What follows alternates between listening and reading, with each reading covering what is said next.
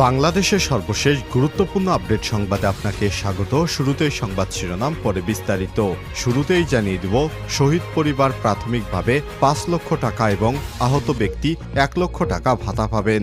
গণঅভ্যুত্থানে নিহত শহীদদের প্রত্যেক পরিবারের জন্য প্রাথমিকভাবে ৫ লক্ষ টাকা এবং আহত প্রত্যেক ব্যক্তি প্রাথমিকভাবে সর্বোচ্চ ১ লক্ষ টাকা করে পাবেন বলে আজ ১৮ সেপ্টেম্বর রাষ্ট্রীয় অতিথি ভবন যমুনায় প্রধান উপদেষ্টা প্রফেসর ডক্টর মোহাম্মদ ইউনূসের সভাপতিত্বে জুলাই শহীদ স্মৃতি ফাউন্ডেশনের কার্যনির্বাহী কমিটির প্রথম সভায় সিদ্ধান্ত নেওয়া হয়েছে। এছাড়া আহতদের জন্য যত তাড়াতাড়ি সম্ভব ক্ষতিপূরণ দেওয়া হবে এবং শহীদদের পরিবারের জন্য রাজধানীতে একটি স্মরণ অনুষ্ঠান করে চেক হস্তান্তর করা হবে বলে বৈঠকে সিদ্ধান্ত নেওয়া হয়েছে। এরপর জানিয়ে দিব, চাকুরিতে বয়সসীমা ৩৫ প্রত্যাশীদের লাগাতার কর্মসূচি ঘোষণা।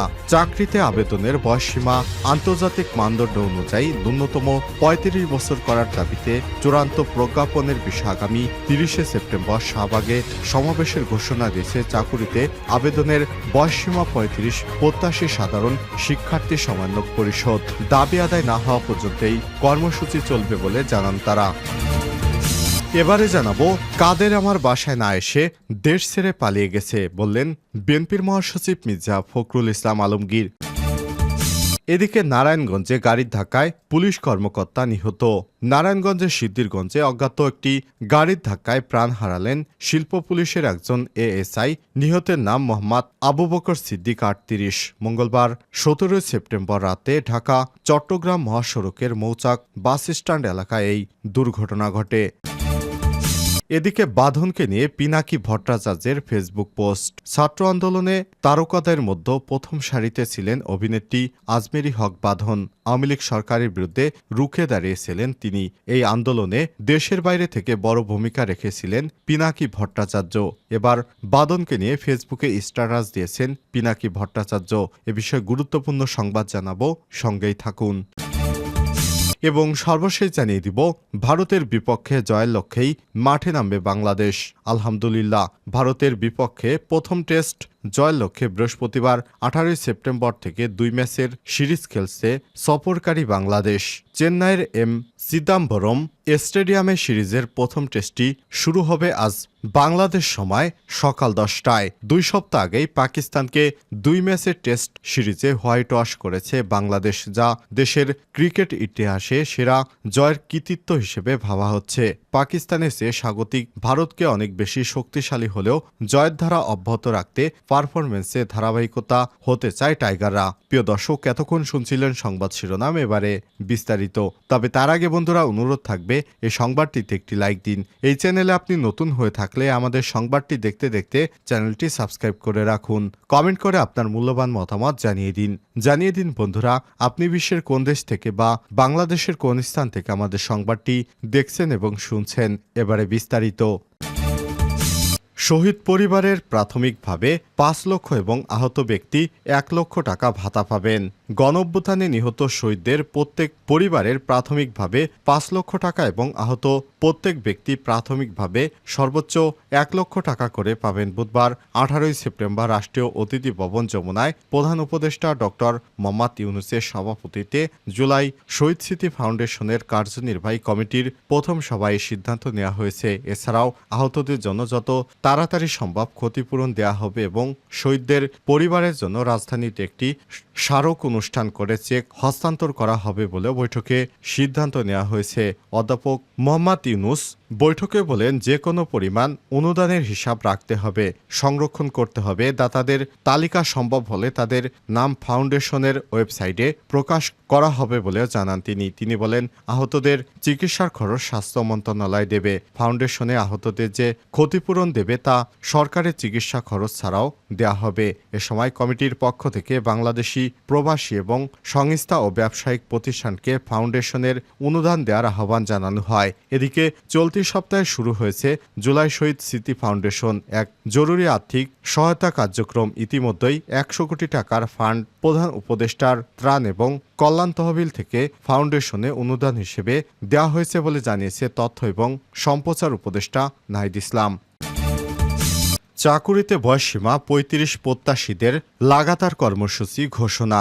সরকারি চাকরিতে আবেদনকারীদের বয়সসীমা আন্তর্জাতিক মানদণ্ড অনুযায়ী ন্যূনতম ৩৫ বছর করার দাবির পক্ষে চূড়ান্ত প্রজ্ঞাপনের বিষয় আগামী ৩০ সেপ্টেম্বর শাহবাগে সমাবেশের ঘোষণা দিয়েছে চাকুরিতে আবেদনের বয়সসীমা ৩৫ প্রত্যাশী সাধারণ শিক্ষার্থীরা।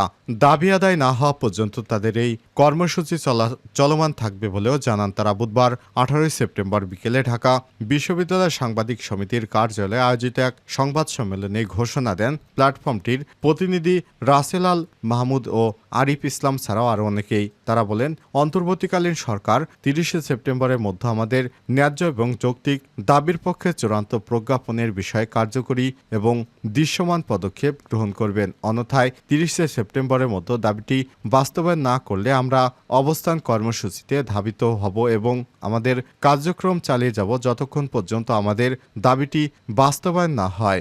সরকারি চাকরিতে বয়সসীমা ৩৫ করার যুক্তি তুলে ধরে তারা বলেন, বাংলাদেশের সকল পর্যায়ের চাকরিতে আবেদনের বয়সসীমা আজ থেকে ৩৩ বছর আগে ১৯৯১ সালে ২৭ বছর থেকে ৩০ বছর উন্নীত করা হয়, যখন বাংলাদেশের গড়ায়ু ছিল ৫৭ বছর। বর্তমানে বাংলাদেশের মানুষের গড়ায়ু বৃদ্ধি পেয়ে ৭৩ বছর বিদায় চাকরিতে আবেদনের বয়সসীমা বৃদ্ধি করা যৌক্তিক। গড়ায়ু বৃদ্ধি পাওয়ার কারণে ২০১১ সালে অবসরের বয়সসীমা বৃদ্ধি করে ৫৭ থেকে ৫৯ বছর করা হয়, কিন্তু চাকুরিতে প্রবেশের বয়সসীমা বৃদ্ধি না করে সেটি ৩০ বছরেই সীমাবদ্ধ রাখা হয়, যার কারণে দেশে উচ্চশিক্ষিত বেকারের সংখ্যা বৃদ্ধি পাচ্ছে। কোভিড-১৯ কারণে প্রায় ২.৫ বছর যাবৎ তেমন কোনো নিয়োগ বিজ্ঞপ্তি প্রকাশিত হয়নি বা নিয়োগ পরীক্ষা অনুষ্ঠিত হয়নি। উপরন্তু লকডাউন উঠিয়ে নেওয়ার পর থেকে প্রতিটি সপ্তাহান্তে ১০ থেকে ১৫টি বা ততোধিক পরীক্ষা একই দিনে একই সময়ে অনুষ্ঠিত হয়েছে, যার ফলে পরীক্ষা থেকে বঞ্চিত হয়েছে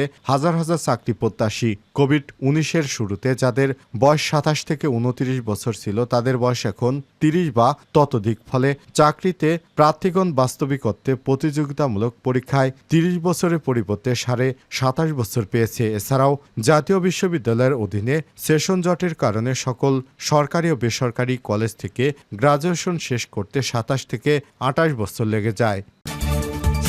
কাদের আমার বাসায় না এসে দেশ ছেড়ে পালিয়ে গেছে মির্জা ফখরুল।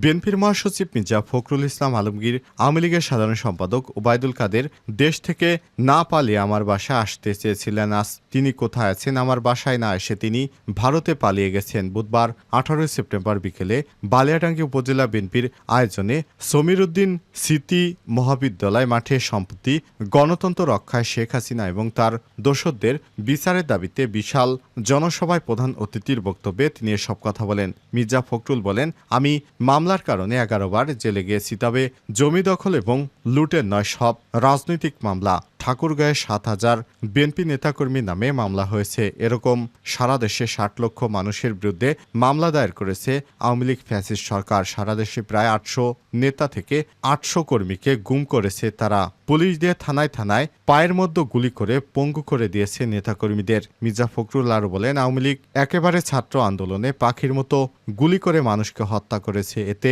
অনেকের চোখ অন্ধ এবং হাত পা কেটে ফেলা হয়েছে। আইন ব্যবস্থা বলতে কোনো কিছুই ছিল না। ঠাকুরগাঁও ২ আসনে স্থানীয় আওয়ামী লীগের সংসদ সদস্যের সমালোচনা করে বিএনপির মহাসচিব বলেন, বালিয়াডাঙ্গি উপজেলা অনেকের জমি দখল করে চা বাগান বানিয়েছেন। বালিয়াডাঙ্গিতে ১২টি মন্দিরের ১৪টি প্রতিমা ভাঙচুরের ঘটনায় তারাই জড়িত, অথচ দোষ চাপিয়েছিল বিএনপির উপর। শেখ হাসিনার সমালোচনা করে বিএনপির মহাসচিব বলেন, শেখ হাসিনা বলেছিলেন, আমি বঙ্গবন্ধুর মেয়ে, আমি কোনোদিন দেশ ছেড়ে পালাবো না। তিনি দেশ ছেড়ে পালিয়ে গেছেন, পালাবার পথ খুঁজে পাচ্ছিলেন না। তাড়াতাড়ি করে একটি হেলিকপ্টার নিয়ে পালিয়েছেন ভারতে। আওয়ামী লীগ এত খারাপ কাজ করেছে, তারা দেশে থাকার মতো অবস্থায় নেই। আমাদের নেত্রী বেগম খালেদা জিয়া পালাই যায়নি, জেল খেটেছেন, ওনাকে বিষ প্রয়োগ করা হয়েছে, যার কারণে তিনি আজও অসুস্থ। এ সময় তিনি অন্তর্বর্তীকালীন সরকার উদ্দেশ্যে তিনি বলেন, এ সরকারের কাজ হলো মানুষের ভোটের অধিকার নিশ্চিত করা, যত দ্রুত সম্ভব নির্বাচনের ব্যবস্থা করা, আইন ব্যবস্থাকে ঠিক করা। নারায়ণগঞ্জে গাড়ির ধাক্কায় পুলিশ কর্মকর্তা নিহত। নারায়ণগঞ্জের সিদ্ধিরগঞ্জে অজ্ঞাত গাড়ির ধাক্কায় প্রাণ হারালেন শিল্প পুলিশের একজন এএসআই নিহত হয়েছেন। নিহতের নাম মোহাম্মদ আবু বকর সিদ্দিক, বয়স ৩৮। মঙ্গলবার ১৭ সেপ্টেম্বর গভীর রাতে ঢাকা চট্টগ্রাম মহাসড়কের মৌচাক বাস স্ট্যান্ড এলাকায় এই দুর্ঘটনা ঘটে। বুধবার ১৮ সেপ্টেম্বর দুপুরে বিষয়টি নিশ্চিত করেছেন হাইওয়ে পুলিশের শিমরাইল ক্যাম্পের ট্রাফিক পরিদর্শক আবু নাইম সিদ্দিকী। ইন্ডাস্ট্রিয়াল পুলিশ সূত্র থেকে জানা গেছে, আবু বকর সিদ্দিক ২০২০ সালে ইন্ডাস্ট্রিয়াল পুলিশ ৪ নারায়ণগঞ্জে যোগদান করেন। নিহত আবু বকর দিনাজপুর জেলা সদরের কমলাপুর ইউনিয়নের দানিহারি ডোলপাড়া এলাকার আশরাফ আলীর ছেলে। বাদনকে নিয়ে পিনাকি ভট্টাচার্যের ফেসবুক স্ট্যাটাস। ছাত্র আন্দোলনের তারকাদের মধ্যে প্রথম সারিতে ছিলেন অভিনেত্রী আজমেরী হক বাঁধন। আওয়ামী লীগ সরকারের বিরুদ্ধে রুখে দাঁড়িয়েছিলেন তিনি। আন্দোলনে দেশের বাইরে থেকে বড় ভূমিকা রেখেছিলেন পিনাকি ভট্টাচার্য। এবার বাদনকে নিয়ে ফেসবুকে স্ট্যাটাস দিলেন পিনাকি ভট্টাচার্য। বুধবার ১৮ সেপ্টেম্বর তিনি লিখেছেন, আজমেরী হক বাঁধনের উপর আওয়ামী মহল মহাবিলা ওরে নিয়া যা খুশি তাই কইতাছে, কারণ বাঁধন পক্ষ ত্যাগ করেছে। বাঁধন নৌকা লোক বলে বিজ্ঞাপন করছিল। আমি আমার ভিডিওতে সেটা দেখায় ওরে গালমন্দ করছিলাম, বলছিলাম ইন্ডিয়াত গিয়া সিনেমা করো, বাংলাদেশে ঠাঁই হইব না। পিনাকি ভট্টাচার্য আরও লিখেছেন, জুলাই আগস্ট বিপ্লবের ইতিহাসে এক মহেন্দ্রক্ষণে বাদন রাস্তায় এসে দাঁড়াইছে ছাত্রদের পক্ষে। গণহত্যার বিরুদ্ধে সোচ্চার হয়েছিল। ওই মুহূর্তে বাদন মহৎ হইয়া ওঠে। বাদনের জন্য এই কাজটা খুবই কঠিন ছিল। বিপ্লব সফল না হইলে বাদনকে পরিণতি ভোগ করতে হইতো। সে দ্বিধা করে নাই, জনতার পক্ষে দাঁড়াইছে। সুতরাং বাদনকে আপনারা সহযোগিতা করুন, ওর পাশে দাঁড়ান। ফ্যাসিবাদরা যাই বলুক না কেন, ওরা যা খুশি বলুক, ভয় পাইও না, মন খারাপ করো না। ইতিহাসের সঠিক দিকে থাকার হিম্মত আর সৌভাগ্য সবার জোটে না। এদিকে পিনাকির সেই ফেসবুক পোস্ট নিজের ওয়ালে শেয়ার করেছেন বাদন।